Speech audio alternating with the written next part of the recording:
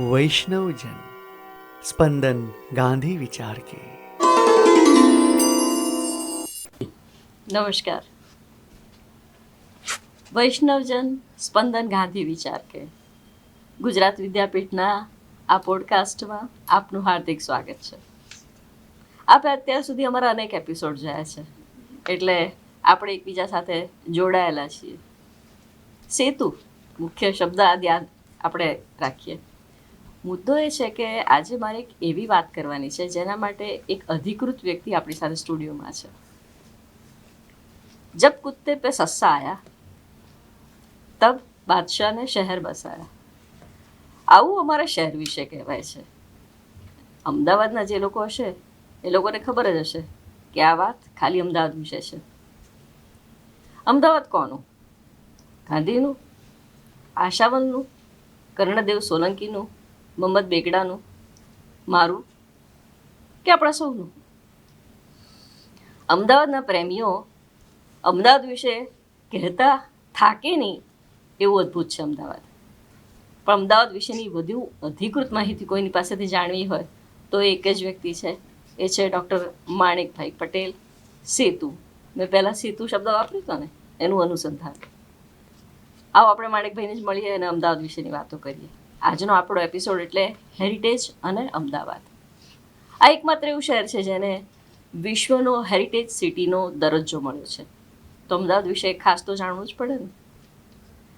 નમસ્કાર માણેકભાઈ. માણેકભાઈ, આપ વ્યવસાય ડેન્ટિસ્ટ છો, તો આ દાંતનું કામ કરતા કરતા તમે અમદાવાદ ઉપર કેવી રીતે પહોંચી ગયા? લોકોને પણ સરપ્રાઈઝ લાગે એવો આ વિષય છે. વર્ષો પહેલાં એટલે 93માં અમદાવાદમાં એક ડેન્ટલ કોન્ફરન્સ ભરાઈ હતી અને એ કોન્ફરન્સનો હું ચેરમેન હતો. અને અમદાવાદમાં એ નિમિત્તે દુનિયાભરના ડેન્ટિસ્ટો અમદાવાદ આવવાના હતા. એટલે ઇન્ડિયાના તો આવવાના હતા, પણ દુનિયાભરના આવવાના હતા. ઇન્ટરનેશનલ કોન્ફરન્સ હતી. એટલે એ લોકોને અમદાવાદ કેવું હશે, શું હશે એની પ્રાથમિક માહિતી મેળવવા માટે મેં એક નાની પુસ્તિકા હાયર કરી હતી, ખરીદી હતી. જેમાં એ પુસ્તિકામાં ચોવીસી જીવા નામની પુસ્તિકા છપાતી હતી અમદાવાદમાંથી.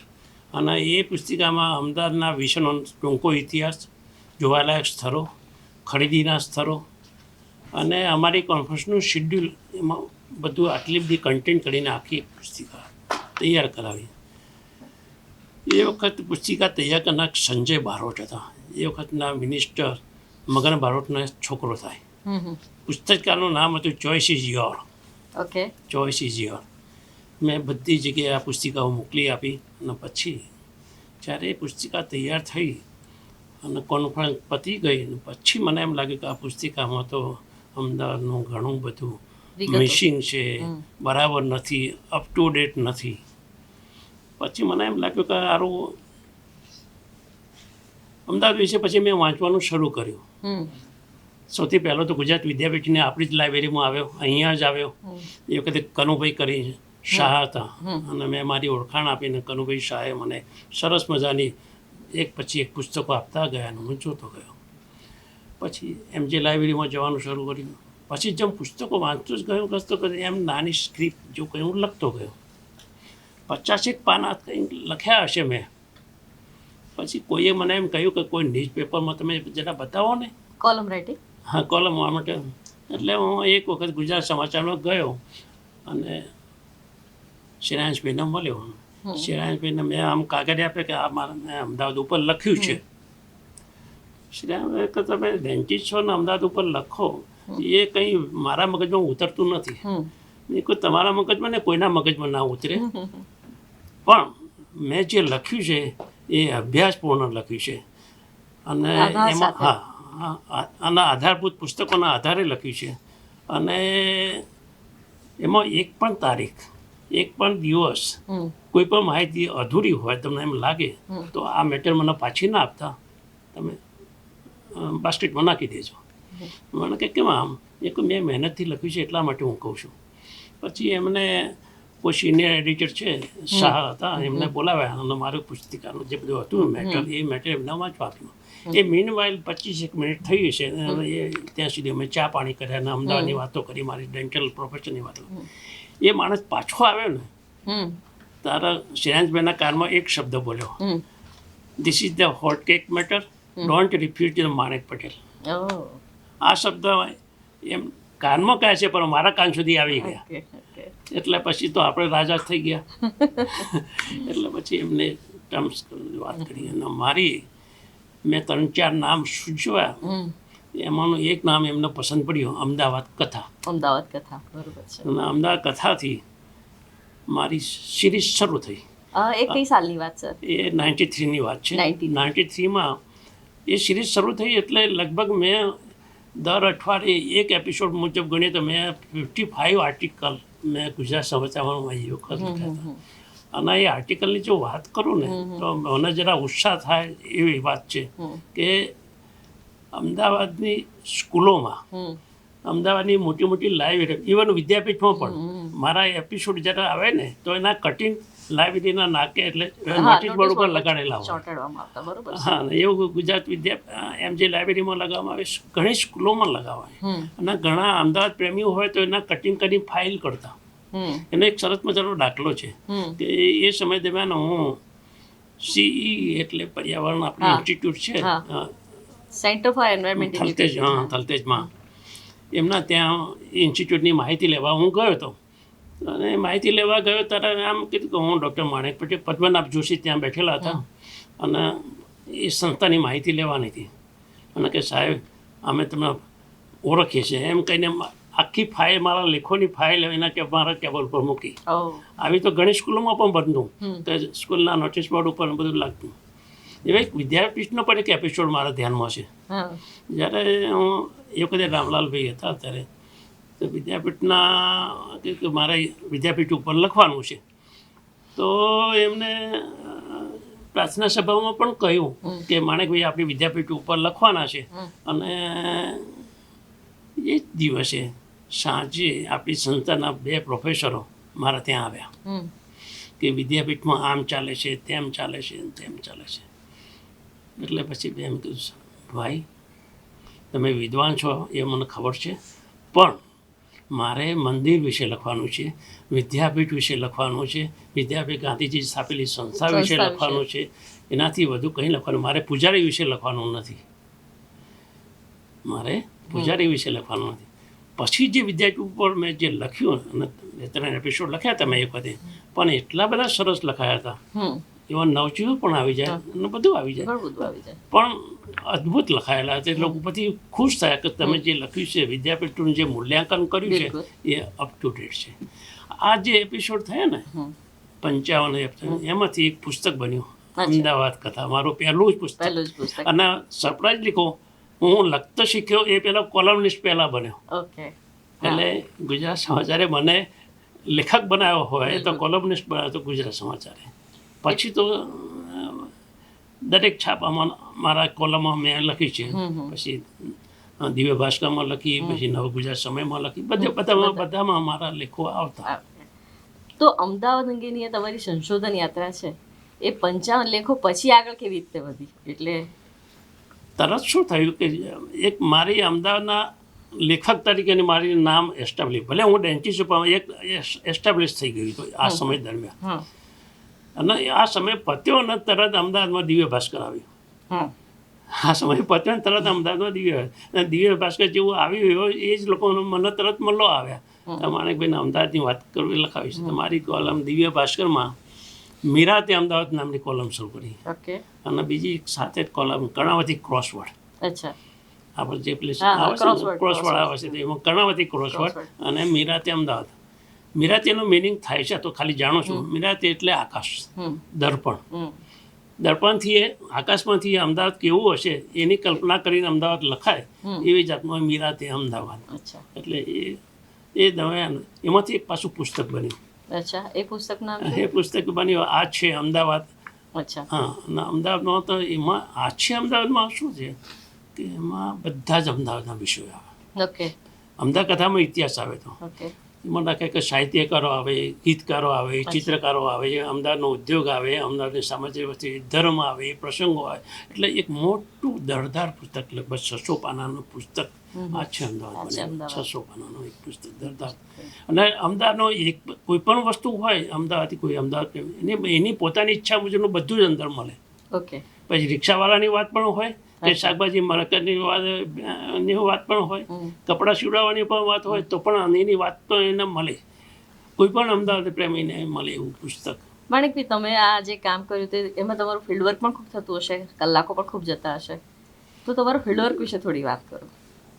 વાસ્તવમાં છે ને એ સમય દરમિયાન હમ. અશ્વિની ભટ્ટ નામના એક લેખક છે, બહુ પોપ્યુલર નોવેલિસ્ટ છે, અને એ મારા ત્યાં આવતા. તો માણેકભાઈ, તમે જે લખો ને એક કામ તમારે કરવાનું, જોયા વગર નહીં લખવાનું. બરોબર છે. જોયા વગર નહીં કહેવાય. એટલે હું દરરોજ મારો દવાખાનાનો સમય જે હતો 9 થી 12 ને સાંજે 5 થી 8, એ વચ્ચેનો સમય ને રવિવાર હું જાતે નીકળી પડતો, કેમેરા સાથે રાખું, નોટબુક સાથે રાખું. પૂર્વમાં બહુ રખડતો. અચ્છા.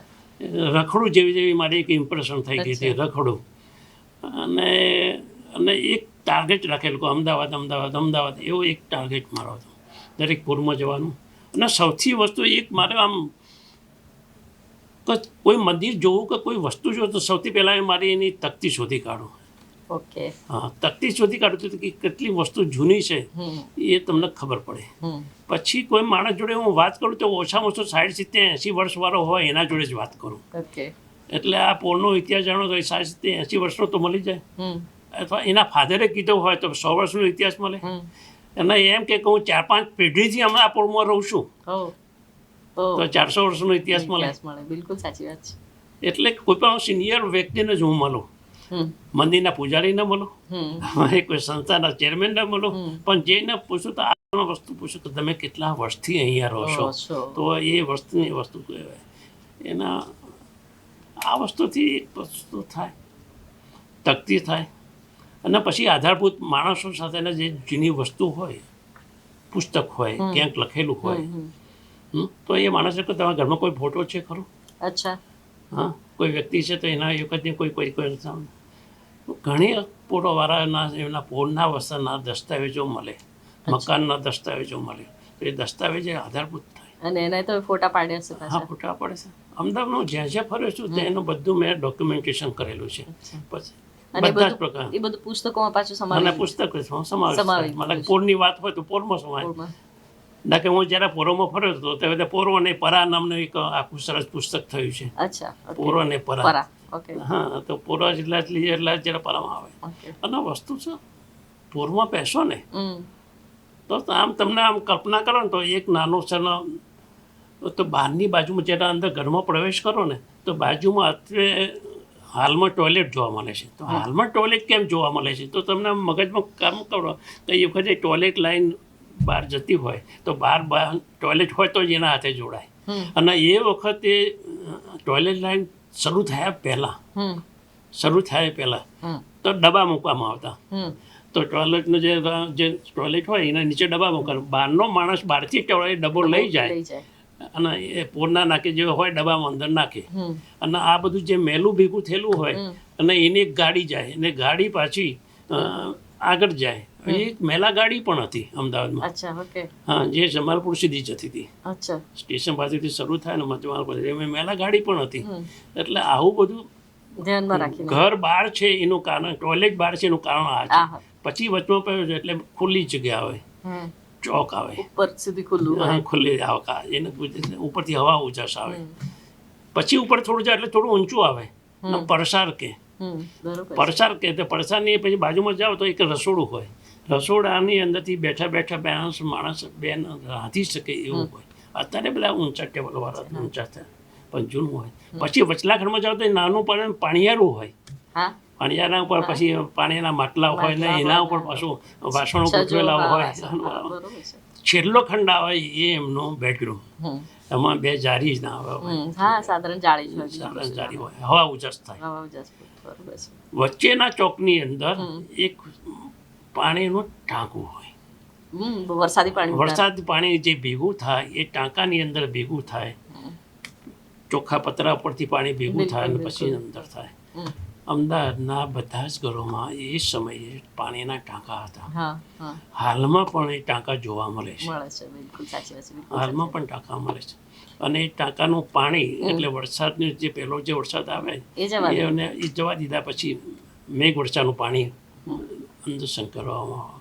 હાલમાં પણ ઘણા લોકોમાં વરસાદનું પાણી હાલમાં જોવું હોય તો આપણે હઠીસિંગના દેરા છે, તો દેરાની બાજુમાં એક પાણીનું ટાંકું છે ને હાલમાં પણ ત્યાં વરસાદનું પાણી ભેગું કરવામાં આવે, એ જ પાણીનો મંદિરમાં ઉપયોગ કરવામાં આવે. એ રીતે અમદાવાદમાં ઘણા લોકો હજુ પાણીનો ટાંકાનો ઉપયોગ કરે છે. માણિકભાઈ, મને એ પૂછવાનું મન છે કે તમે આવડું મોટું અમદાવાદ જોયું, આટલું વિસ્તરેલું અમદાવાદ જોયું, તમને અમદાવાદના કયા સ્થળ સૌથી વધારે પસંદ છે? અમદાવાદમાં હજારોની સંખ્યામાં એમ કહેવાય કે મોટી સંખ્યામાં મસ્જિદો છે, મોટી સંખ્યામાં મંદિરો છે, મોટી સંખ્યામાં સંસ્થાઓ છે, દેરાસરો છે. પણ મને મનગમતું સ્થળ ગમતું એકમાત્ર મનગમતું સ્થળ ગાંધી આશ્રમ. અરે વાહ. મને એ પણ જાણવું છે કે અમદાવાદને વર્લ્ડ હેરિટેજ સિટીનો દરજ્જો મળ્યો, તો એની પ્રક્રિયા શું રહી છે ને અમદાવાદનું એવું શું ખાસ કારણ છે? હવે વર્લ્ડ હેરિટેજ સિટીનો જે દરજ્જો મળ્યો છે એમાં સ્પષ્ટ વાત કહું, 1411માં અહમદ શાહે સ્થાપેલા અમદાવાદને વર્લ્ડ હેરિટેજ સિટીનો દરજ્જો મળ્યો છે. એટલે એનો અર્થ એવો થાય છે કે કોટ વિસ્તારને દરજ્જો મળ્યો છે, બીજા કોઈ વિસ્તારને દરજ્જો મળ્યો નથી. એટલે કોટ વિસ્તારની અંદર આવતા સ્થાપત્યો, કોટ વિસ્તાર અને કોટ વિસ્તારની જીવનશૈલી, જીવનશૈલી એટલે પોર શૈલી, એટલે આટલી 3 બાબતો ઉપર એમાં સ્થાપત્યોની વાત કરીએ તો મુસ્લિમ સ્થાપત્ય પણ આવી જાય, હિન્દુ સ્થાપત્યો આવી જાય, જૈન સ્થાપત્ય પણ આવી જાય, અને બીજા ધર્મના પણ સ્થાપત્ય છે. સિનેગોગ કરીને યહૂદીઓનું મંદિર પણ એવું પણ અંદર આવી જાય, ક્રિશ્ચનોના દેરાસરો પણ આવી જાય, એટલે ખ્રિસ્તી દેવરો પણ આવી જાય. એટલે આ બધું જે ગણીએ તો પોરમાં અમદાવાદ સિટી એરિયામાં વર્લ્ડ સિટી એરિયામાં આટલું બધું જ અંદર આવી જાય. સૌથી વધારે આકર્ષક વસ્તુ હોય તો પોરની જીવનશૈલી, પોરનું સ્થાપત્ય, પોરની જીવનશૈલી અને પોરનું સ્થાપત્ય. કે જે પોરની જે રચના છે ને, અમદાવાદ ગરમ સિટી છે, પણ પોરના સ્થાપત્યની જે વાતો કરો છો ને તો કદી શહેરના લોકોને હાલમાં ઘણા ઘરોમાં અથવા 90% ઘરોમાં એસી નથી. બિલકુલ સાચી વાત છે સર. 90% ઘરોમાં પોરનું સ્થાપત્ય નથી, એસી નથી. એટલે જે 2 દિવાલો વચ્ચેની જે દિવાલો છે એની થિકનેસ, બારણાની દિશા, પાછળનું જાળવું અને વચ્ચે એકબીજા સાથે જોડાયેલા મકાનો, આ નથી. 2001ની વાત કરું ને તો આખી અમદાવાદના અસંખ્ય મકાનો પડી ગયા, પણ પોરનું એક મકાન પડ્યું નથી. 2001ની વાત કરીએ તો અમદાવાદમાં અસંખ્ય મકાનો ભૂકંપમાં પડી ગયા, પણ પોરનું એક પણ મકાન નથી. ત્રીજી બહુ અગત્યની વાત કરવા જેવી છે કે આખો અમદાવાદના વરસાદ દરમિયાન આખું અમદાવાદ ભરાઈ જાય છે, પણ પોર અથવા ઓલ્ડ સિટી ભરાતું નથી. તમે આજની તારીખમાં ગઈકાલે પણ તમે નોંધ કરો તો આખું અમદાવાદમાં પાણી છે, પણ પોરમાં પાણી નથી. એટલે એ જે ગટર રચના બનાવવામાં આવી છે અદ્ભુત છે. સર, મને એક વસ્તુ એ પણ છે કે ગુજરાત વિદ્યાપીઠે વિરાસત વ્યવસ્થાપન અંગેના અભ્યાસક્રમો શરૂ કર્યા છે, અને એ અંગે મારે આપના મંતવ્યો જાણવા છે કે હેરિટેજ મેનેજમેન્ટ જે છે એ આ નેક્સ્ટ જનરેશનને કેવી રીતે શીખવાડી શકાય. એટલે એક તો આર્કિયોલોજીનો અભ્યાસક્રમ અને એક સંગ્રહાલયનો પરિચય, આ 2 સર્ટિફિકેટ અભ્યાસક્રમ છે. તો નેક્સ્ટ જનરેશનને આપણે આ બધી વસ્તુ માટે એમને સમજણ પડે, પ્રેમ થાય અને એની જાળવણી માટે એ લોકો ઉત્સુક બને એ માટે શું કરી શકાય? આપનું આ અંગે શું મંતવ્ય છે? આજે પ્રોગ્રામ શરૂ કર્યો તે દિવસે હું આવ્યો છું ફોર્ચ્યુનેટ ટુ રિમેન પ્રેઝન્ટ, એટલે મારી હાજરી ત્યાં હતી એ દિવસે. અને હેરિટેજની વાત કરીએ તો પહેલી વસ્તુ હેરિટેજ અને અમદાવાદ અથવા વર્લ્ડ હેરિટેજ સિટી અમદાવાદ, આ જે ટેગ છે ને ખૂબ અગત્યની વાત છે. આ ટેગ મળવાથી અમદાવાદ દુનિયાભરમાં જાણીતું થયું છે. પહેલાં તો ગાંધીજીના કારણે થયું, પહેલાં પછી મિલ ઉદ્યોગના કારણે જાણીતું, પણ આ tag world heritage city of Ahmedabad, ઇન્ડિયાનું પ્રથમ વર્લ્ડ હેરિટેજ સિટી, ટેગનું વેલ્યુ ખૂબ છે.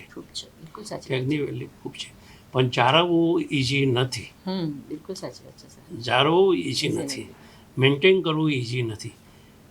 કારણ કે ભદ્રનો કિલ્લો એ મેઇન સ્ટર છે. ભદ્રનો કિલ્લો એ મેઇન સ્ટર છે.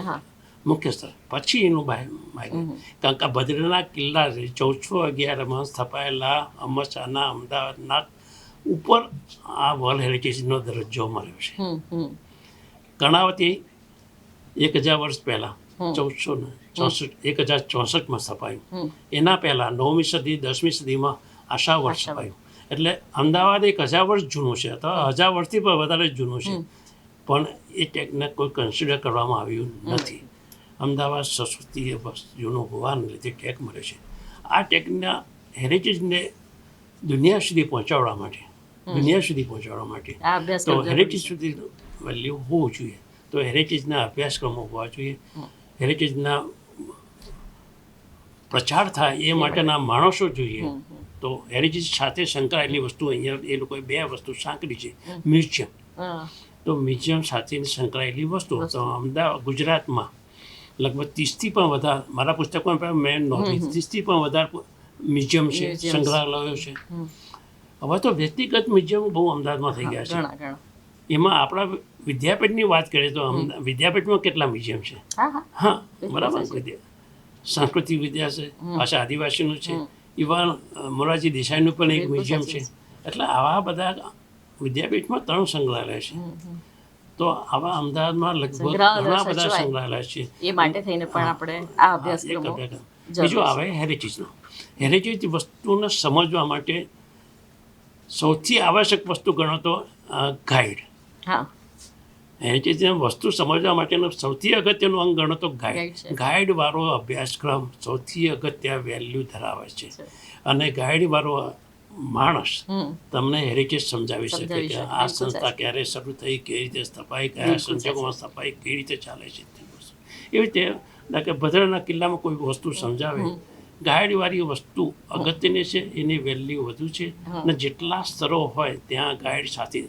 અને અમદાવાદની વાત કરીએ તો સૌથી પહેલાં હિન્દુસ્તાનમાં હેરિટેજ વોક શરૂ થયું હતું અમદાવાદમાં ચાલુ થયું. બિલકુલ સાચી વાત છે સર. હેરિટેજ વોક અમદાવાદમાં શરૂ થયા પછી અન્ય શહેરોમાં એની હવા પ્રસરી, દરેક શહેરોમાં શરૂ થઈ, પણ અમદાવાદની હેરિટેજ વોક શરૂ કરનાર માણસ છે. ધન્યવાદ. Thank you so much sir. અને ખાસ તો અમદાવાદ અંગેની વાત સર સાથે કરવા બેસીએ તો અનેકો કલાક નીકળી જાય. એટલે અમદાવાદ વિશેની ઘણી બધી વાતો થઈ શકે, પણ સમય મર્યાદાને ધ્યાનમાં રાખીને આપણે સર સાથે ફરીથી મળીશું બીજા કોઈ વિષય સાથે. આજે અત્યારે અહીં અટકીએ. Thank you so much sir. ફરી મળીશું. જોતા રહેજો વૈષ્ણવજન સ્પંદન ગાંધી વિચાર કે. વૈષ્ણવજન સ્પંદન ગાંધી વિચાર કે.